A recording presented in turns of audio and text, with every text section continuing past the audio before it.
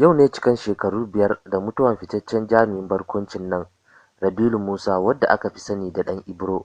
Shin me za ku iya tuna game da shi, ko kuma wani fim ne za ku iya tuna?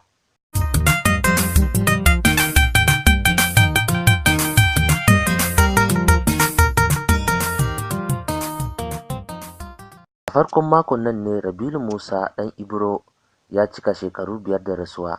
Da me za ku iya tuna da ɗan wasan? Wani fim ɗinsa ne kuka fi so? Tun shekara nawa na aikin nan ba wani abin da na tsina na nan. Yanzu nawa ake bin ka to? Yo na ake bin na ni aikin nawa ne? Aiki nawa kai? Aikin nawa ne? Ni kake kai nawa? Na gaya ma ubanka.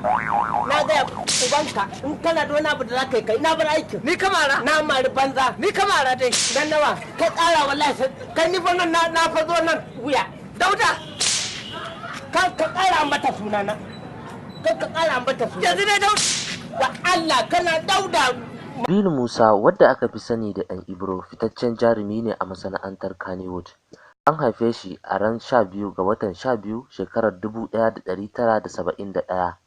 Ya rasu ne a ranar 9 ga watan 12 shekarar 2014. Indomin katan ɗaya ƙaramin buhu na shinkafa ce ya ƙare da yadda kike kai mu abinci. Daman da yadda nake kaiwa mana. Da yadda nake kaiwa ya wuce cikinka?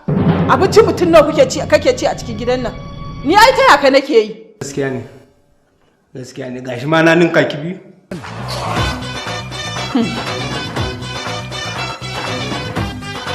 Taya ni kike? To tunda taya ni kike kowa ya ci da kansa. Yau ranar Litinin 9 ga watan 12 na 2019, wato yau ne ya cika shekara 5 da rasuwansa. Sanin kowa ne Rabilu Musa Ibro fitaccen jarumi ne kuma mai bada umarni, mai shirya fina-finai. Za a iya ce ba jarumin da ya fice kamar sa a masana'antar kannywood.